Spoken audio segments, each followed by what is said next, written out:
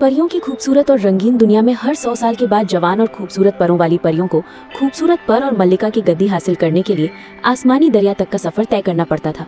मगर फेल होने की सूरत में आसमान उनसे उनके पर छीन लेता था या उनके परों से उड़ने की ताकत छीन लेता था। उस दुनिया में जहाँ एक परी के परों की खूबसूरती से उसे जज किया जाता था, परियों की खूबसूरती ही सब कुछ थी। जितने चमकीले और रंगीन पर होंगे उतना ही वो दरिया तक पहुंचने में कामयाब होगी। मगर नीली परी बगैर रंगों और बगैर चमक वाले परों के साथ पैदा हो जाती है। ऐसी सूरत में खूबसूरत परों वाली परियां उसका बहुत मजाक उड़ाती है और सोचती है कि ये कभी भी आसमानी दरिया तक नहीं पहुंच सकती। नीली परी बहुत ही ज्यादा नेक और रहम दिल होती है, वो सबकी मदद करती है। रात को खास परियां मल्लिका के बुलाने पर महल में रानी परी के सामने पेश होती है। रानी उन्हें हुक्म देती है कि सुबह जवान परियों में से रानी को चुना जाएगा। सुबह होते ही सब परियां इकट्ठा हो जाती है। जवान परियां आसमानी दरिया पर जाने के लिए अपना नाम लिखवाती है। नीली परी भी जाने के लिए तैयार होती है।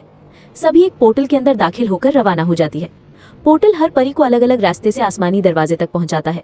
लाल परी सबसे पहले पहुंचती है। आसमानी दरवाजा उससे पूछता है, क्या तुम किसी की जिंदगी बचाने के लिए अपने परों का रंग दे सकती हो?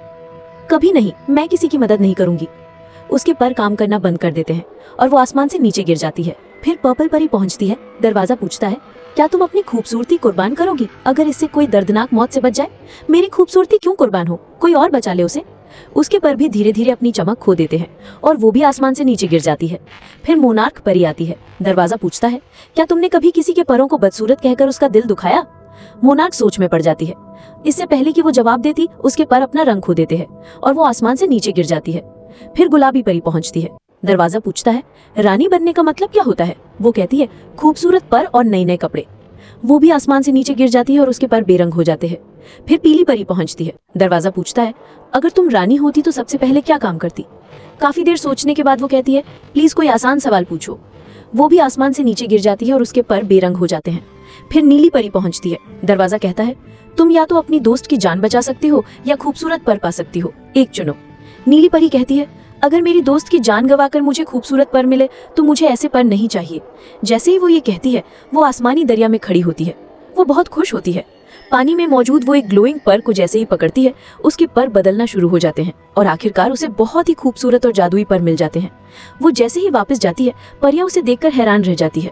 दूसरी तरफ आसमान से गिरी हुई परियां बहुत शर्मिंदा होती है। वो नीली परी से माफी मांगती है। नीली परी को उन पर रहम आ जाता है। वो एक एक करके सबके परों को दोबारा रंगीन और चमकदार बना देती है, ये पैगाम देते हुए कि असली खूबसूरती दिल की होती है। अपने दिल की खूबसूरती से ही वो आज अगले 100 साल तक परियों की रानी बन गई है, जिन्होंने कभी उसे हिकारत की नजर से देखा और उसका दिल दुखाया। आज वो उन सब की रानी है। उन सब को पर देने के बदले वो उनसे एक ही चीज मांगती है कि कभी किसी का दिल नहीं दुखाओ और हमेशा कमजोरों की मदद करो। वो बहुत अच्छी रानी बनती है और जहाँ भी जाती है पीछे अपने रंग छोड़ जाती है।